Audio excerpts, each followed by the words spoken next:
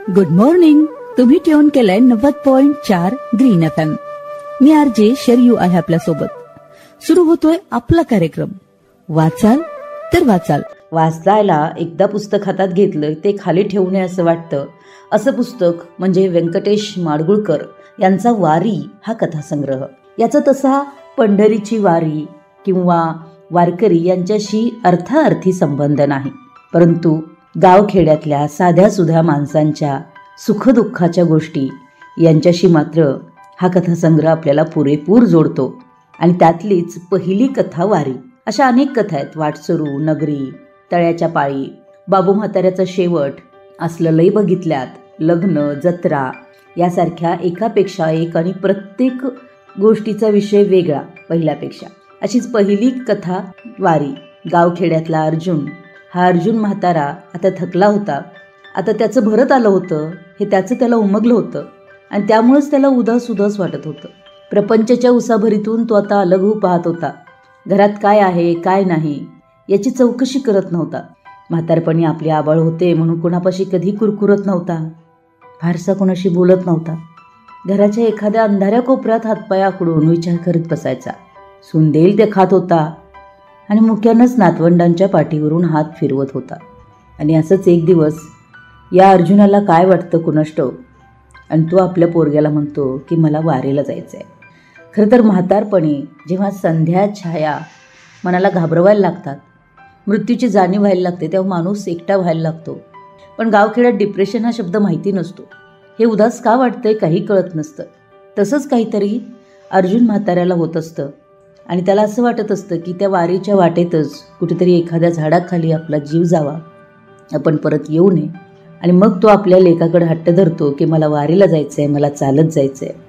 वारीला जात असताना मात्र त्याला वाटेत त्याच्या मनात येणारे विचार, आसपासचा निसर्ग आणि पंढरीत गेल्यावर सुद्धा त्या विठुरायाचं दर्शन न घेता परत येणारा अर्जुना म्हातारा, तो परत येतो ते मात्र जगण्याची इच्छा घेऊनच. शेवटी अर्जुनाचा लेक त्याला विचारतो की देवदर्शन घडलं का, आज जाऊन इटुबा बघितलास का?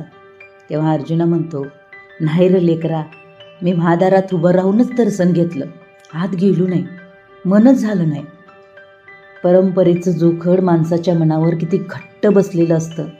तो या परंपरेचं आणि या जन्माचं जोखड कसं सोडवू शकत नाही हे सांगणारी ही वारी कथा. पण प्रत्येक कथा अशी नाही बरं का. प्रत्येक कथेचा रंग वेगळा आहे, प्रत्येक कथेचा नूर वेगळा आहे. ते कसं हे समजून घेण्यासाठी आणि अनुभवण्यासाठी, वाचनाचा आनंद घेण्यासाठी लेखक व्यंकटेश माडगूळकर यांचं वारी हे पुस्तक वाचायलाच हवं. वाचन फक्त ज्ञानासाठी किंवा प्रबोधनासाठी असतं असं नाही. ते वाचत असताना जुनं एखादा चित्रपट पाहिल्यासारखा फीलसुद्धा आपल्याला येऊ शकतो आणि पुस्तकासोबत आपण त्या वेगळ्या दुनियेत सुद्धा जाऊ शकतो. जी माणसं, जी दुनिया आपल्यापासून कदाचित खूप लांब आहे, जी कदाचित एखाद्या गावखेड्यात आहे किंवा दुसऱ्या शहरात आहे, तिथल्या माणसांशी सुद्धा आपण एकरूप होऊ शकतो, ही जादू पुस्तकामध्ये असते. आणि असंच एक पुस्तक लेखक व्यंकटेश माडगूळकर यांचा कथासंग्रह वारी. वारी हा कथासंग्रह वेगवेगळ्या कथांचा आणि वेगवेगळ्या भावनांचा संमिश्र मिलाफ आहे. यामध्ये आणखीन एक कथा आपल्याला भेटते, वाटसरू. या वाटसरू कथेमध्ये एका जंगलातून चालत असलेला एक वाटसरू पाऊस कोसळत असताना एका झोपडीसमोर जातो आणि तिथं असते एक कुरूप म्हातारी बाई. तो वाटसरू त्या झोपडीचं दार ठोठावतो. सुरुवातीला तर दार उघडलंच जात नाही, नंतर मात्र दार उघडलं जातं, त्याला आत घेतलं जातं. पण ती झोपडी, ती बाई, हे सगळंच वातावरण त्याला भयंकर वाटत असतं. शेवटी काहीतरी बोललं पाहिजे म्हणून तो वाटसरू त्या बाईला म्हणतो, मेहरबानी झाली बाई, रात्रभर या पावसात भटकत हिंडलो असतो तर सकाळपर्यंत माझा मुर्दाच दृष्टीस पडला असता. तेव्हा बाई थंडपणाने म्हणते, रात्र आणि आभाळ ते बघून शहाणा माणूस बाहेर पडला नसता. तेव्हा तो वाटसरू म्हणतो, खरं आहे पण जरुरीचं काम होतं हो. म्हटलं काय होतंय, जाऊ झपाट्यानं. पण गाठलं वाटेत पावसानं. बॅटरी होती जवळ, तीही बंद पडली. काय करणार. जरा बरं वाटलं, अंगात ऊब आली. तेव्हा वाटसरू त्या बाईला विचारतो, बाकी या असल्या रानात तुम्ही एकट्या राहता हे विशेष आहे. तेव्हा ती म्हणते, ही एकटी का? धनी आहेत की. आहेत. मग आज कुठं परगावी गेलेत काय? नाही, आहेत ना, आत खाटल्यावर झोपलेत. असं का? तरी मला वाटलंच. मग जड आवाजात बाई आणखी खुलासा करते, झोपलेत. ज्या झोपेतनं कधी जाग येत नाही अशी झोप लागली आहे त्यांना. वाटसऱ्याचा चेहरा एकदम बदलतो. म्हणजे आज दिवस बुडायच्या वेळेला जीव सोडला त्याने. अरे बापरे, किती थंडपणानं ही गोष्ट सांगितली या बाईनं. वाटसरू चमकतो. क्षणभर काय बोलावं हे त्यालाच कळत नाही. आतल्या अंधाराकडं आणि बाईच्या तोंडाकडं 1-2 वेळा बघतो आणि मग म्हणतो, चमत्कारिक प्रसंग आहे. मग बाई सुस्कारा सोडून उठते, दिवा उचलून आत जाते. ती पाठमोरी चालताना प्रकाश पुढे पडतो आणि समोर भिंतीशी टेकून टाकलेली खाट दिसते. त्यावर माणूस झोपला आहे आणि त्याचं पांघरून सारखं करून बाई परत फिरते आणि कंदील ठेवून पहिल्या जागी बसते. काही वेळ कोणीच बोलत नाही.